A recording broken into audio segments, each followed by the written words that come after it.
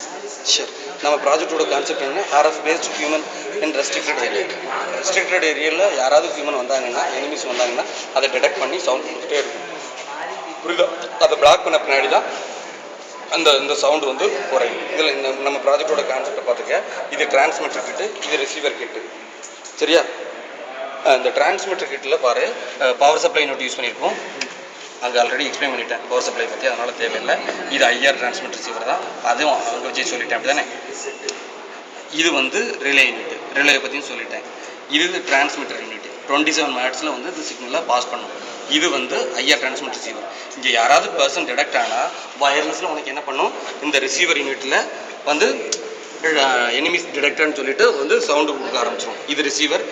இதே power supply unit தான் அங்கே இங்கே வந்து 5 வோல்டேஜ் மட்டும் தான் ஜென்ரேட் பண்ணுறோம். ஏன்னா நமக்கு ரிலே ஆப்ரேட் பண்ணுறது தேவையில்லை. 5 வோல்டேஜ் மட்டும் தான் ஆன் பண்ணுறோம். இங்கே பஸ்ஸர் யூனிட் வந்து இது வந்து பஸ்ஸர் டிரைவர், டார்லிங்டன் பேரன்னு சொல்லுவாங்க, பஸ்ஸர் டிரைவர். இது மூலிமா கரண்ட்டை பூஸ்ட் பண்ணி இந்த பஸ்ஸரை ஆன் பண்ணுறோம். எதுக்காகனா, நார்மலாக 5 வோல்டேஜ் மூலிமா பஸ்ஸரை ஆன் பண்ணோம்னா சவுண்டு கம்மியாக இருக்கும்.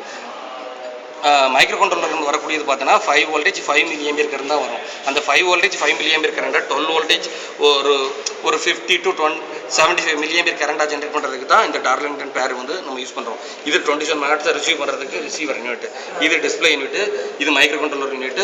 இங்கே வந்து 500 மில்லியம்ஸ் தான் ட்ரான்ஸ்ஃபார்மர் யூஸ் பண்ணியிருக்கோம். ஏன்னா அந்த லெவல் நமக்கு கரண்ட் போதும். சரியா?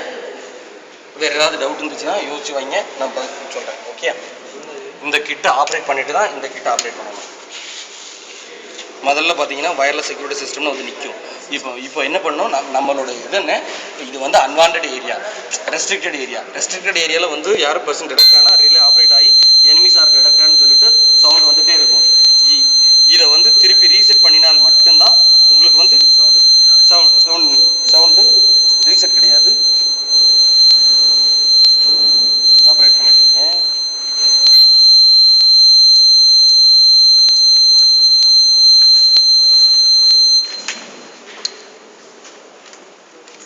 சரியா? ஆஃப் பண்ணிட்டு போட்டால் மட்டும் தான் இது வந்து திருப்பி நிற்கும். பார்த்துக்க. ரெஸ்ட்ரிக்டட் ஏரியா வந்துடும்.